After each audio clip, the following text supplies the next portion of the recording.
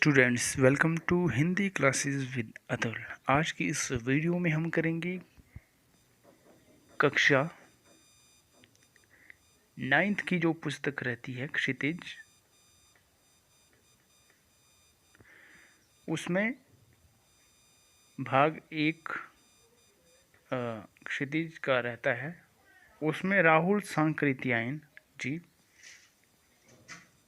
जो रहते हैं लेखक, इनके चैप्टर को आज हम पढ़ेंगे। सबसे पहले हम इनके जीवन परिचय और साहित्यिक परिचय के ऊपर चर्चा करेंगे। उसके बाद जो है इनके जो पाठ रहेगा उसकी या अध्याय रहेगा उसकी छोटी सी समरी होगी और उसके बाद हम विस्तार पूर्वक जो है चैप्टर को पढ़ेंगे। तो चलिए शुरू करते हैं वीडियो को। ये रहती है तस्वीर जो राहुल सांकृत्यायन की, आप देख सकते हैं। अब करते हैं शुरू। राहुल सांकृत्यायन। राहुल सांकृत्यायन का जन्म 1893 में उनके ननिहाल गांव पंदाहा, जिला आजमगढ़, उत्तर प्रदेश में हुआ। उनका पैतृक गांव कनेला था। उनका मूल नाम केदार पांडे था। उनकी शिक्षा काशी, आगरा और लाहौर में हुई। सन 1930 में उन्होंने श्रीलंका जाकर वो धर्म ग्रहण कर लिया। तब से उनका नाम राहुल सांकृत्यायन हो गया। राहुल जी की पाली, प्राकृत, अपभ्रंश, तिब्बती, चीनी, जापानी, रूसी सहित अनेक भाषाओं के वे जानकार थे। उन्हें महापंडित कहा जाता था। सन 1963 में उनका देहांत हो गया। 1893 में जन्म हुआ था और 1963 में उनकी मृत्यु हुई। राहुल सांकृत्यायन ने उपन्यास, कहानी, आत्मकथा, यात्रा वृत्तांत, जीवनी, आलोचना, शोध आदि अनेक विधाओं में साहित्य सृजन किया। इतना ही नहीं, उन्होंने अनेक ग्रंथों का हिंदी में भी अनुवाद किया। जैसे कि उनकी जो रचनाएं कौन कौन सी रहती हैं? मेरी जीवन यात्रा, जिसके 6 भाग रहते हैं। दर्शन दिग्दर्शन, 22वीं सदी, बोलगा से गंगा, भागो नहीं दुनिया को बदलो, दिमागी गुलामी, घुमक्कड़ शास्त्र उनकी प्रमुख कृतियां रहती हैं। साहित्य के अलावा दर्शन, राजनीति, धर्म, इतिहास, विज्ञान आदि विभिन्न विषयों पर राहुल जी द्वारा रचित पुस्तकों की संख्या लगभग 150 है। राहुल जी ने बहुत सी लुप्तप्राय सामग्री का उद्धार कर अत्यंत महत्वपूर्ण कार्य किया है। यात्रा वृत्त लेखन में राहुल जी का स्थान अन्यतम है। उन्होंने घुमक्कड़ी का शास्त्र रचा और उससे होने वाले लाभों का विस्तार से वर्णन करते हुए मंजिल के स्थान पर यात्रा को ही घुमक्कड़ का उद्देश्य बताया। घुमक्कड़, नेक्स्ट पेज है। घुमक्कड़ी से मनोरंजन, ज्ञानवर्धन एवं अज्ञात स्थलों की जानकारी के साथ साथ भाषा एवं संस्कृति का भी आदान प्रदान होता है। राहुल जी ने विभिन्न स्थानों के भौगोलिक वर्णन के अतिरिक्त वहाँ के जनजीवन की सुंदर झांकी प्रस्तुत की है। अब चलते हम इनके जो पाठ रहता है या अध्याय रहता है उसके ऊपर एक छोटी सी समरी रहती है चैप्टर की, और उसके बाद करेंगे हम चैप्टर को विस्तार पूर्वक से। संकलित अंश राहुल जी की प्रथम तिब्बत यात्रा से लिया गया है, जो उन्होंने सन 1929 से 1930 में नेपाल के रास्ते में की थी। उस समय भारतीयों को तिब्बत यात्रा की अनुमति नहीं थी, इसलिए उन्होंने यह यात्रा भिखमंगे के छद्म वेश में की थी। इससे तिब्बत की राजधानी ल्हासा की ओर जाने वाले दुर्गम स्थलों, रास्तों का वर्णन उन्होंने बहुत ही रोचक शैली में किया है। इस यात्रा वृत्तांत से हमें उस समय के तिब्बती समाज के बारे में भी जानकारी मिलती है। अब चलते हम ल्हासा की ओर, जो ये चैप्टर रहता है राहुल सांकृत्यायन जी का। ये इनकी यात्रा रहती है, किस तरह उन्होंने की थी। वह नेपाल से तिब्बत जाने का मुख्य रास्ता है। फरी किलेडपोड का रास्ता जब नहीं खुला था तो नेपाल ही नहीं हिंदुस्तान की भी चीज़ें इसी रास्ते तिब्बत जाया करती थी। यह व्यापारिक ही नहीं सैनिक रास्ता भी हुआ करता था, इसलिए जगह जगह फौजी चौकियां और किले बने हुए थे, जिनमें कभी कभी चीनी पलटन रहा करती थी। आजकल बहुत से फौजी मकान गिर चुके हैं। दुर्ग के किसी भाग में जहां किसानों ने अपना बसेरा बना लिया है, वहां घर कुछ आबाद दिखाई पड़ते हैं। ऐसा ही परित्यक्त एक चीनी किला था।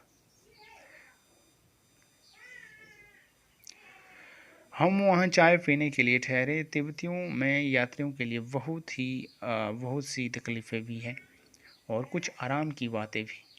वहाँ जाति पाति छुआछूत का सवाल ही नहीं है और न औरतें पर्दा ही करती हैं। बहुत निम्न श्रेणियों के भिखमंगों को लोग चोरी के डर से घर के भीतर नहीं आने देते। नहीं तो आप बिल्कुल घर के भीतर चले जा सकते हैं, चाहे आप बिल्कुल अपरिचित हो।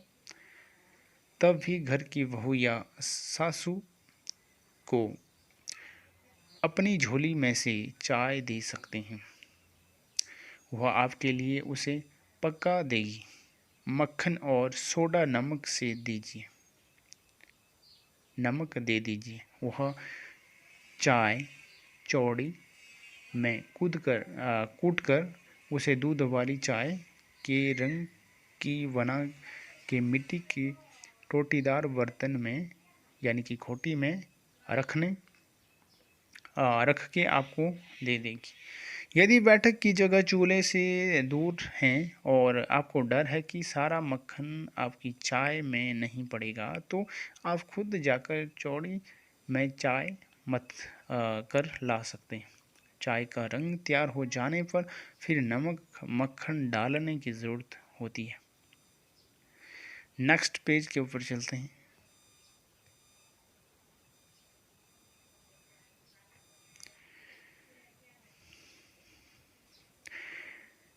परित्यक्त चीनी किले से जब हम चलने लगे तो एक आदमी राहदारी मांगने आया। हमने वह दोनों चिट्टे उसे दे दी। शायद उसी दिन हम थोडला के पहले के आखिरी गांव में पहुंच गए।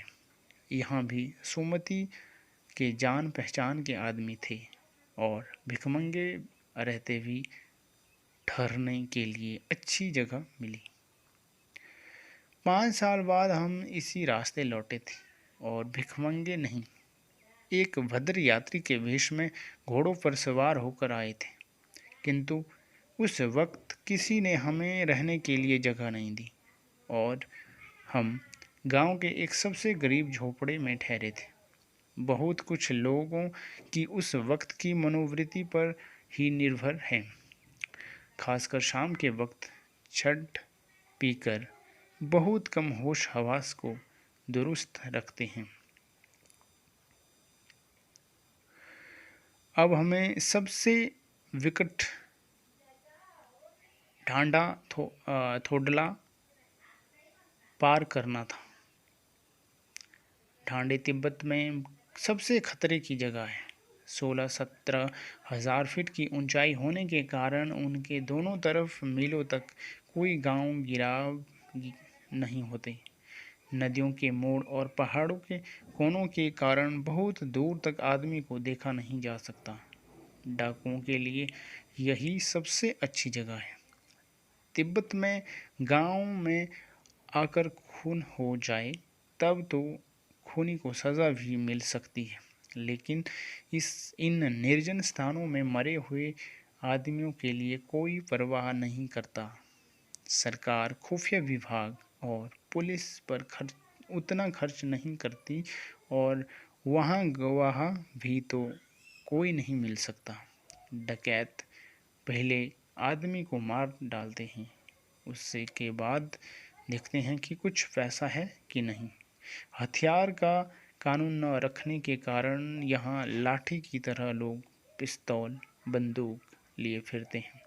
डाकू यदि जान से न मारे तो खुद उसे अपने प्राणों का खतरा है।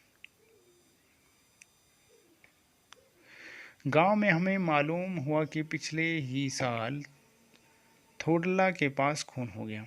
शायद खून की हम उतनी परवाह नहीं करते क्योंकि हम भिखमंगे थे और जहाँ कहीं वैसी सूरत देखते टोपी उतार जीभ निकाल कुची कुची यानी कि दया दया एक पैसा कहते भीख मांगने लगते। लेकिन पहाड़ की ऊंची चढ़ाई थी, पीठ पर सामान लाद कर कैसे चलते, और अगला पड़ाव 16 से 17 मील से कम नहीं था। मैंने सुमति से कहा कि यहाँ से लटकोर तक के लिए 2 घोड़े कर लो, सामान भी रख लेंगे और चलेंगे। नेक्स्ट पेज की ओर चलते हैं। दूसरे दिन हम घोड़ों पर सवार होकर ऊपर की ओर चले। डांडे से पहले एक जगह चाय पी और दोपहर के वक्त डांडे के ऊपर जा पहुंचे। हम समुद्र तल से 17 से 18 हजार फीट ऊंचे खड़े थे। हमारी दक्षिण तरफ पूर्व से पश्चिम की ओर हिमालय के हजारों श्वेत शिखर चले गए थे। भीटे की ओर दिखने वाले पहाड़ बिल्कुल नंगे थे। न वहाँ तरफ की सफ़ेदी थी, न किसी तरह की हरियाली। उत्तर की तरफ बहुत कम बर्फ वाली चोटियाँ दिखाई पड़ती थी। सर्वोच्च स्थान पर डांडे के देवता का स्थान था, जो पत्थर के ढेर, जानवरों के सींगों और रंग बिरंगे कपड़े की झाड़ियों से सजाया गया था। अब हमें बराबर उतराई पर चलना था। चढ़ाई तो कुछ दूर थोड़ी मुश्किल थी, लेकिन उतराई बिल्कुल नहीं। शायद 2-1 और सवारी साथी हमारे साथ चल रहे थे। मेरा घोड़ा कुछ धीमे चलने लगा। मैंने समझाया कि चढ़ाई की थकावट के कारण ऐसा कर रहा है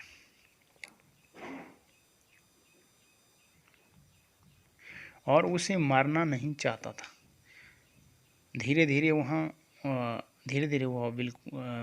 बहुत पिछड़ गया और मैं दोनों की वक्स्तों की तरह अपने घोड़ों पर झूमता हुआ चला जा रहा था।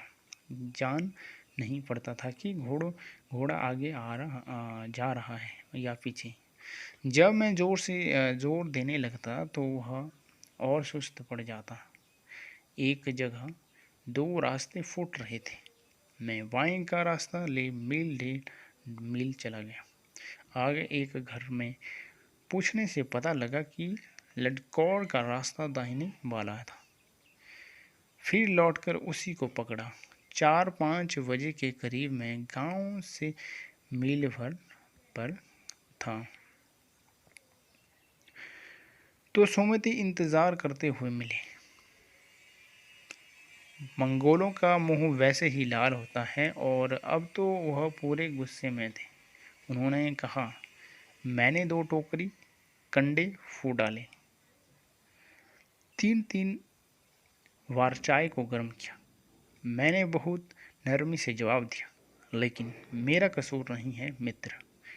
देख नहीं रहे हो कैसा घोड़ा मुझे मिला है?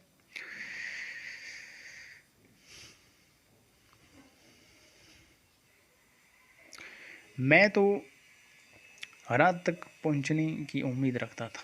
खैर, सुमति को जितनी जल्दी गुस्सा आता था उतनी ही जल्दी वह ठंडा भी हो जाता था। लटकौर में वह एक अच्छी जगह पर ठहरे थे। यहाँ भी उनके अच्छे यजमान थे। पहले चाय सत्तू खाया गया। रात को गर्मा गर्म थुपका मिला। नेक्स्ट पेज की ओर चलते हैं। अब हम तिडरी के विशाल मैदान में थे, जो पहाड़ों से घिरा टापू सा मालूम होता था, जिसमें दूर एक छोटी सी पहाड़ी मैदान के भीतर दिखाई पड़ती थी। उसी पहाड़ी का नाम तिर्री समाधि गिरी। आसपास के गांव में भी सुमति के कितने ही यजमान थे। कपड़े की पतली पतली चीरी बत्तियों के गंडे खत्म नहीं हो सकते थे, क्योंकि बोध गया से लाए कपड़े के खत्म हो जाने पर किसी कपड़े से बोध गया का कंडा बना लेते थे। वह अपने यजमानों के पास जाना चाहते थे। मैंने सोचा, यह तो हफ्ता भर उधर ही लगा देंगे। मैंने उनसे कहा कि जिस गांव में ठहरना हो उसमें भले ही गंडे बांट दो, मगर आसपास के गांव में मत जाओ। इसके लिए मैं तुम्हें लहासा पहुंचकर रुपए दे दूंगा।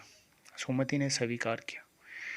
दूसरे दिन हमने भरिया ढूंढने की कोशिश की, लेकिन कोई न मिला। सवेरे की चल दिए होते तो अच्छा था, लेकिन अब 10 से 11 बजे की तेज धूप में चलना पड़ रहा था। तिब्बत की धूप भी बहुत कड़ी मालूम होती है। यद्यपि थोड़े से भी मोटे कपड़े से सिर को ढांक लें तो गर्मी खत्म हो जाती है। आप 2 बजे सूरज की ओर मुंह करके चल रही हैं। ललाट धूप में जल रहा है और पीछे का कंधा बर्फ हो रहा है। फिर हमने पीठ पर अपनी अपनी चीजें लादी, डंडा हाथ में लिया और चल पड़े। यद्यपि सुमति के परिचित तिडरी में भी थे, लेकिन वह एक और यजमान से मिलना चाहते थे। इसलिए आदमी मिलने का बहाना कर शेखर विहार की ओर चलने के लिए कहा। तिब्बत की जमीन बहुत अधिक छोटे बड़े जागीरदारों में बंटी है। इन जागीरदारों का बहुत ज़्यादा हिस्सा मठों यानी कि विहारों के हाथ में है। अपनी अपनी जागीर में हर एक जागीरदार कुछ खेती खुद भी कराता है, जिसके लिए मजदूर बेगार में मिल जाते हैं। खेती का इंतज़ाम देखने के लिए वहाँ कोई भिक्षु भेजा जाता है, जो जागीर के आदमियों के लिए राजा से कम नहीं होता। शेखर की खेती के मुखिया भिक्षु यानी कि नमसे बड़े भद्र पुरुष थे। वह बहुत प्रेम से मिले। हालांकि उस वक्त मेरा भेष ऐसा नहीं था कि उन्हें कुछ भी ख्याल करना चाहिए था। यहाँ एक अच्छा मंदिर था, जिसमें कंजूर यानी कि बुद्ध वचन अनुवाद जिसको कहते हैं कि हस्तलिखित 103 पोथियाँ रखी हुई थी। मेरा आसन भी वहीं लगा। वह बड़े मोटे कागज पर अच्छे अक्षरों में लिखी हुई थी। एक एक पोथी 15-15 शेर से कम नहीं रही होगी। सुमति ने फिर अपने यजमानों के पास जाने के बारे में पूछा। आसपास अपने यजमानों के पास जाने के बारे में पूछा। मैं अब पुस्तकों के भीतर था, इसलिए मैंने उन्हें जाने के लिए कह दिया। दूसरे दिन वह गए। मैंने समझा था 2 से 3 दिन लगेंगे, लेकिन वह उसी दिन दोपहर बाद चले आए।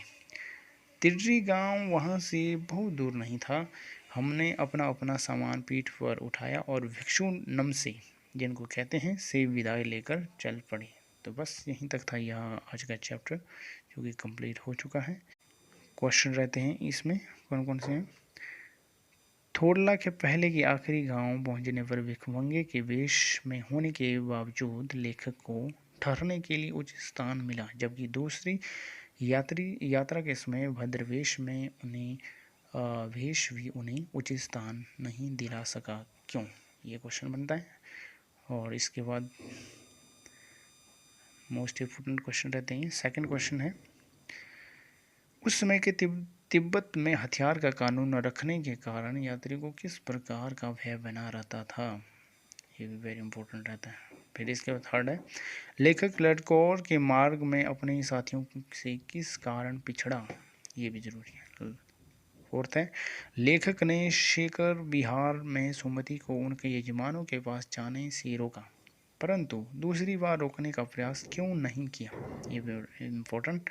नेक्स्ट है, अपनी यात्रा के दौरान लेखक को किन कठिनाइयों का सामना करना पड़ा। ये भी वेरी इंपॉर्टेंट। इसके बाद सिक्स्थ रहता है, प्रस्तुत यात्रा वृत्तांत के आधार पर बताइए कि उस समय का तिब्बती समाज कैसा था।